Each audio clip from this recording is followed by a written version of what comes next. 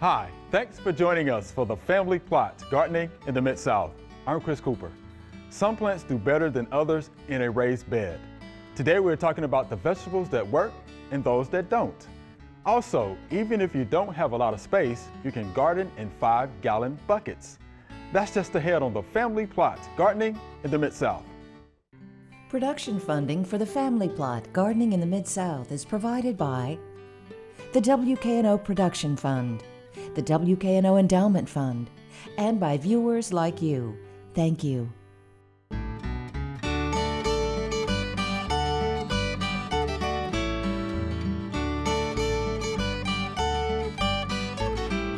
Welcome to the Family Plot. I'm Chris Cooper. Joining me today, Celeste Scott. Celeste is a horticulture specialist with UT Extension, and Walter Battle will be joining me later.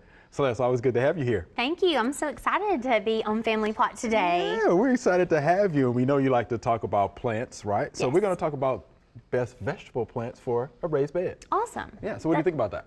Well, I love it because everybody wants to grow in a raised bed, I feel out nowadays, right? So, you know, raised beds have lots of advantages, but they can have some drawbacks that we really need to consider. So some of your favorite go-to veggies that you might have been growing in your garden, they may not be appropriate for raised bed growing, right? They might just be a little too rampant, a little too vigorous of a grower to grow in these smaller spaces. So definitely I'm excited to talk about different cultivars. And I want to talk for a minute about tomatoes, because tomatoes are everybody's favorite, I feel like. I feel like when somebody says that they want to grow a vegetable garden, usually the one thing they want to make sure they have is a tomato. Okay, so if you have been, you know, used to growing conventionally in ground and you've been raising indeterminate tomato types. Indeterminates are tomatoes that just vine and they grow and they grow and they're going to continue to vine and grow until frost. And they also bear fruit all through the season, right? Those aren't going to be fun to try to grow in these smaller space raised bed garden sites, okay? So typically we want to suggest that people focus on determinate types of tomatoes. These are tomatoes that only get a certain height, usually 3 to 4 feet tall, and they typically bear their fruit in a pretty short period of time. So maybe like a 2 to 3.5 or 4 week period. These determinate types are gonna focus the bulk of their harvest in that smaller time frame. So that makes it a little easier, you know, to get a larger volume of fruit at one time. I do. And a couple that I want to throw out there, just in case people are like, well, that's great, but give me some examples, right? So Roma tomatoes or San Marzano, those are two that kind of fall into that category. If you are more interested in some slicer type tomatoes, your traditional for putting on sandwiches and things like that, think Celebrity, Home Slice, that's kind of a newer one that's been out there, and Defiant, Anything that has the word bush in front of it, right? Patio tomatoes, anything that's got that patio word in it, you can, you know, pretty much assume that it's going to be a determinate type. But definitely those would all be suitable for growing in these smaller areas, raised beds, essentially. Then I feel like peppers, you know, peppers usually come after tomatoes. So generally speaking, pepper plants, I don't feel like themselves take up a lot of space, but sometimes they can get a little tall and need some support. So these are even more compact versions, right? And a couple of our favorite, everybody wants a couple sweet bells, right? Because you're slicing those, using them and cooking all the time. Alliance and Islander are two that are more compact. Then there are some roasting sweet peppers. Mamma Mia is one that a lot of people are familiar with. That has a more compact habit, but the pepper itself is like more elongated. Think bell pepper, but kind of stretched out. That's what a roasting sweet pepper is. What about jalapenos? Everybody loves jalapenos. Gotta have, make it for salsa. Gotta have them. Emerald Fire. That sounds hot. It does sound hot, but that's a good compact short variety. Moving on from there, okra is a favorite of mine. Got to have okra. But what does everybody always hate about okra? It's so tall. It just keeps going and going. It just keeps going and going, right? Right. And shade out everything else in the garden. If you don't put it in the right spot, you can be setting yourself up for problems for shading ththings out. So let's look at some dwarf cultivars of okra. What about candlefire? Yeah. That's a red okra. Okay. And then Annie Oakley is a green fruited variety. So those would be two good dwarf options for raised bed gardening. Okra, how about that? Okay. I know, who knew? Yeah. Then I want to talk for a minute about cucumbers and other vining crops that are in that cucurbit family, essentially. So typically those take up quite a bit of space, and they could be challenging for growing either in containers or in a small space raised bed gardening. But for cucumbers, we have more options, I think, than people realize for compact growth habits, Saladmore is a good option and pretty easy to find, Saladmore cultivar. Patio snacker, right? Again, with the context clues. Space Master. So it's it's using space masterfully. Market More 76 is compact, but could still need a trellis. So those other ones I mentioned could just be grown like as just a little compact bush without any trellising. But Market More, while it is smaller, it may still need some trellising. And then there's another little snacker called Diva. Diva. It's too cute. Yeah, Diva. Everybody needs to try a Diva cucumber. So what about watermelon? Oh my goodness. Watermelon's a cucurbit. It's in that same group. But watermelons typically, gosh, they vine. And they vine and they vine and vine. And you have 10 feet of vine and one watermelon sometimes, right? Right. So that can be challenging. But we do have a few options now for more compact watermelons. I'm not saying Which means exactly what, though, for a compact watermelon? Right. It means that it's not going to be as compact as these cucumbers we just talked about. All right. I'm glad you said that. But it's going to be much smaller, half the size of your, traditional watermelon. Right, your Jubilee. Right, yes. Right. I got you. So Mini Love, that is a cultivar that comes to mind for the watermelons. One of the primary advantages that I like with raised bed gardening is that we can make sure that they have really good drainage depending on the media that we fill them with. And so if you really love herbs and want to try your hand at growing a wide array of different types of culinary herbs, whether that's for cooking in your home garden or just enjoying ornamentally, because many of them have variegated leaves and beautiful flowering and they smell good. Right. So plants that have lots of different qualities. Raised beds are a perfect solution for that, because we can make sure that we are using medias that have excellent, really good, sharp drainage that are going to support many of those culinary herbs that prefer more Mediterranean type growing conditions, things like rosemary and lavender, think along those lines, thyme, stuff like that. So we know we can do herbs. Definitely. I also wanted to touch on a few things that maybe we just shouldn't even consider. Let's just go ahead and mark it off the list for growing in raised beds. We can mark off? Does that sound okay for a minute? Yeah, let's do that. So I would not recommend people to try to grow sweet corn in a small raised bed area, right? Sweet corn is gonna be more successful when you can plant it in larger blocks. It's wind pollinated, and so if it doesn't have plenty of access and opportunity for the pollen to fall on the tassels of neighboring corn stalks, what's going to happen is you're going to get a plant that grows up to 2 or 3 feet, and then it's just going to stall out and nothing's going to happen. So I would discourage people from trying to grow sweet corn on a small scale. And pumpkins, I would just discourage also really trying to grow pumpkins in a small raised bed type situation.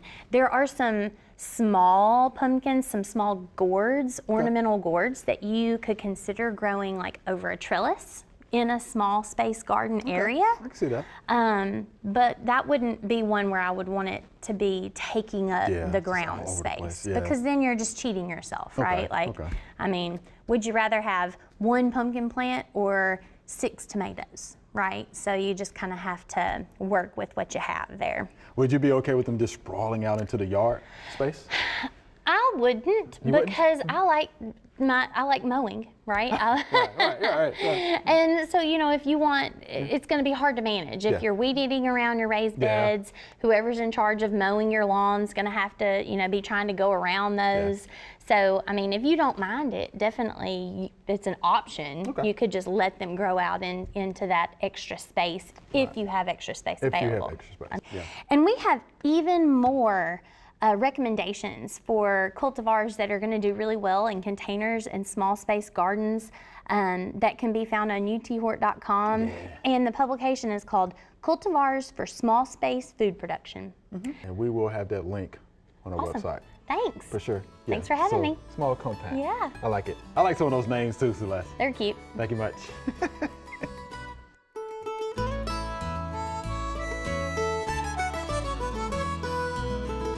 Look how beautiful this chive plant is. Chives have beautiful pink, purple flowers. Pollinators are attracted to the bloom, so bees love this plant. They are a perennial herb. They are a clump-forming herb. This plant loves to thrive in full sun and well-drained soils. Doesn't have any major pests or diseases that I know of. I usually get a question about how to harvest chives. So this is usually what I tell people, right? So I would start at the base, go up about 1 inch or so. When you go in to harvest, you can harvest one leaf or you can harvest all of these leaves. Don't worry about it, the plant will grow back. You can leave the flower intact. The flower is actually edible. Okay? One other thing about this plant is it can grow to be about 12 or 18 inches in height. So again, chives, I would recommend planting chives in your garden. It's a beautiful plant. You will see the beautiful purple blooms usually in May, and the pollinators will love it. All right, Walter, I see we have a bucket on the table. What are we gonna do today? Well, there are a lot of people who simply do not have the space to garden. Okay, sure. And, me being a person that like to kind of watch my money a little bit, I was walking through a garden center one day and I saw where you could have these, tomatoes already in a pot, and they were getting like $17 for those things. Wow. So I said, well, wait a minute, if somebody like me who got a bunch of old buckets sitting around the house or whatever, I can just plant my own. Right. So basically, what I did, I got my bucket. Okay. Now you want to make sure, I really like to see you get a new bucket though. Okay. Because, if you're using something that used to be, have like petroleum products in it or some kind of chemical or something, that might have some kind of residue in there that, may, work against you. Okay. So, but basically what, what I did, I go and I get my drill and I drill some holes, and these right here are 1 inch holes, but you can use 1/2 inch holes, just whatever, as long as water can drain out of it. Okay, so that's why you put the hose in the bottom. Yes, yes. And I always follow that little step up, Chris, by putting me some landscape fabric, just, How about that? off in that, just to cover that up a little bit, so that, we won't have a problem. And then I even add a few rocks in there. And let me see, I won't make too much noise here, but I put some of that in there just to hold that down and make sure everything is fine. You see what I'm saying? And it'll probably help with drainage as well. Oh, absolutely, it's going to help with the drainage. And then I begin to mix my soil. That looks good. Yes, what I did, I purchased some already made organic soil, but I did add a little calcium to it. Okay. I did put some lime in this. Okay. And all I simply do is just pour some of that in there. Let me get it started before I dump it. But I add something else to this organic. I also add a little bit of cow manure. And when you live near a cattle farm like I do, it's readily available. Available. So I mix that in there too. And then, of course, I'm gonna finish the rest of this out. Now you don't ever just fill it all the way to the top. Okay. You get it right there. And like I said, I added calcium to this. I put about 1 cup of calcium in here.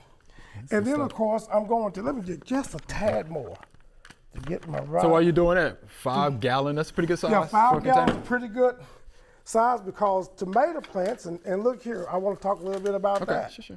Tomato plants, they're gonna put down quite a bit a good long root off in there. All right. Now, when you first get that, notice that these have good white, yes. Roots there. And another thing that I do when I plant tomatoes, I like to do what we call sucker them. So I cut off these little bottom ones right here, and let's see. And also these plants here that I got, you can use them. These were over on a rack. Now normally we say don't buy those. On the discount rack? Yes, but I noticed that they were actually, it's just where they hadn't been watered. Okay. So, I saved some money So you can there. save them. All right. And then so I tear those little roots apart to kind of. You tease the roots a little bit? Yeah, just tease them a little bit. And there we go. And we can set that off in there. Let me get that more in the middle. And then from there, you just add I just add more around.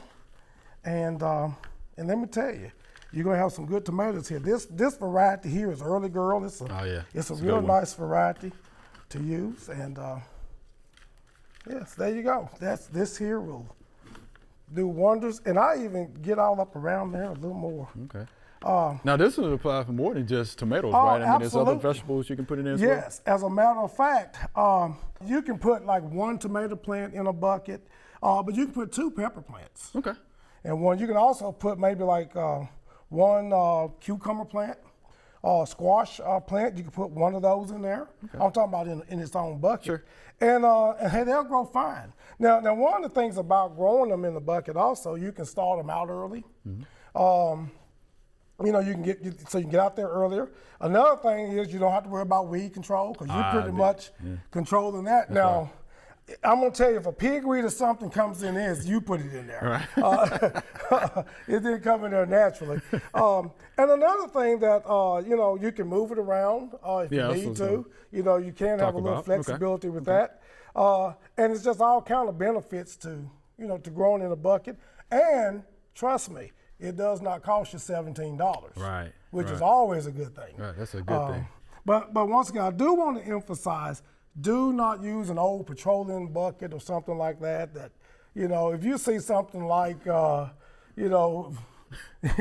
lubrication fluid or something on the bucket, don't use that. Okay. But really just get your new bucket. And let's talk again about the different soils you can use. Now, you actually put in manure. Why did you put it in manure? Well, because I wanted to raise these kind of organically, and that's going to be a good source, for my fertilization and nitrogen and all that you get with the manure and all that. So that's why I use that. Okay. And again, once again, we do have people like to know where their food comes from, how it's grown. What better way than growing in a bucket? That's right.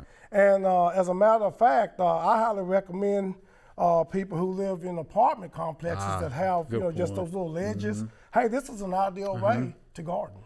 I mean, it just works perfect. Right, and I was once in an apartment, so yeah, that does work. Yes, I did that as well. And also, I didn't bring any with me, but I would also put some mulch on top of this because when you water it, that would help this stay, moist and stuff, as well as hold that moisture in there. Because here in the Mid-South, once that June, July heat hit. It'll dry out pretty quick. So let's talk about watering. How much would you water? Well, basically, I would keep this. I would try to give it like maybe an inch a week. Is what I would look at, 1.5 inches. But basically, just feel that soil. If it feels moist, nice and moist, you're fine. Now, we do not want to just saturate it with water. Sure. Because then we're gonna mess around and get all that old phytophthora, root rot, and all this stuff developed in there, and you're kind of defeating your purpose. Right. So you just don't want to just saturate it, but of course, with those holes in there, it shouldn't saturate. But otherwise, just keep it nice and moist. About once a week, maybe twice a week. Go out there and just add a little water to it, just like you would water any other plant. Sure. And you made the point about moving it as well, because I had to do that when I lived in an apartment. Yes. Make sure you got enough sun. So that's a good thing about putting them in, containers or 5-gallon buckets. Exactly. Move it to follow the sun. Right. Yeah, you can move it around, and also you can get you one of those little cages and they'll work also. And that's what I would do with this one. I won't do anything but just put that little cage in there right now, and it'll just grow right up into that little cage, and you'll be fine. Okay. But like I said, you know, this is just to me, it's really a neat way to even get kids to garden. You know, a lot of times we see now that kids do not know where food come from or whatever, and this would just really be a nice way to teach some kids how to, garden, where food come from, and how they can grow things. Something they could do at home. I agree. Oh yes, yes. And if you're looking for a good science project, there it is right there. All right. Well, good stuff, Walter. We appreciate that demo. Oh, okay. Well, happy to bring it here. Now we'll see how that does. Right? Oh, okay. We're going to test you out. Okay. Well, we'll be slicing tomatoes before long. All right. Yeah. Thank you much.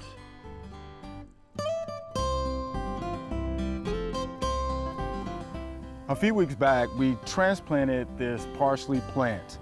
As you can see, it's suffering from transplant shock. Don't be alarmed. It is still growing nicely, but we do have some parts of the parsley here that we need to prune out. So what I would do is I'll just come down here and I would actually prune it or pinch it out. And I'm just using my thumbnail to pinch them out. It's pretty easy to do that.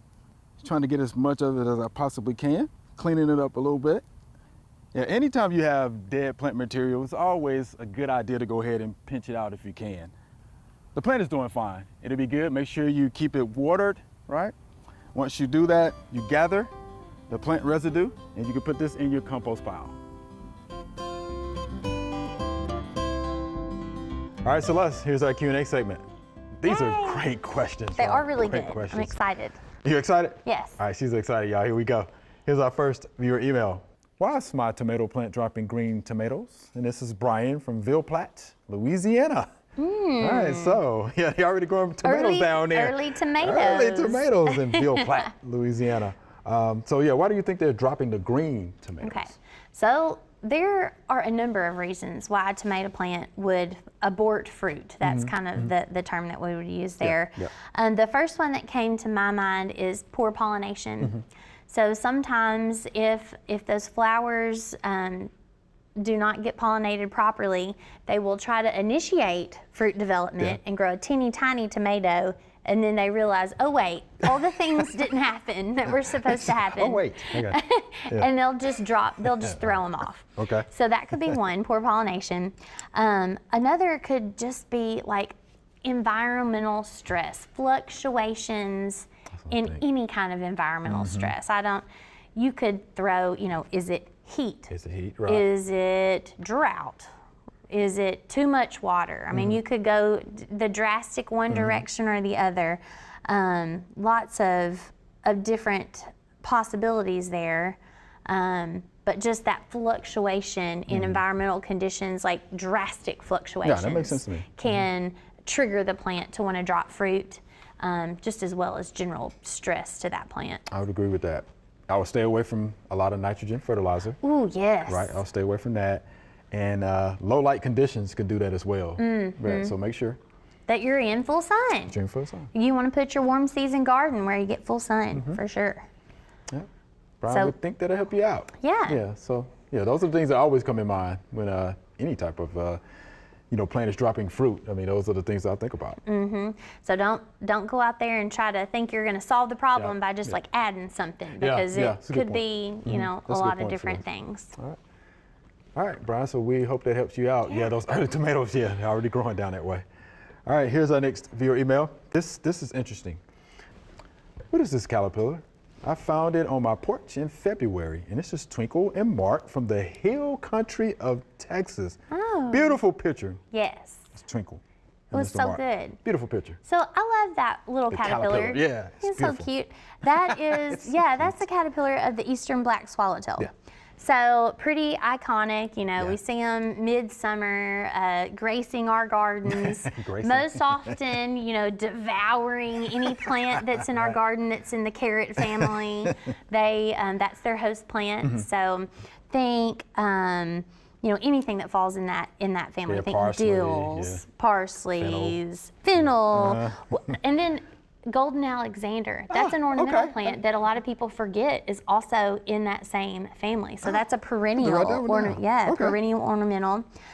Also think Dara, which is like a variety of like a cultivated Queen Anne's lace that we see on the side of the road. That's in the same carrot family. So those can all serve as host plants for that eastern black swallowtail. So we're seeing those, you know, you might find 50 on one plant in the middle of the summer, and they've just completely defoliated that plant. But don't be alarmed. We don't want people to go out and try to, you know, control them or save their plants. I'd rather give up some plants so we can support that pollinator population, because they turn into beautiful butterflies. Beautiful butterflies. And you talked about a difference between the male and female? Yeah, so it's cool once they mature, the males are a little flashier. They have more color on them. So they've got these yellow bands of like yellow dots, right, that span the backs of their wings.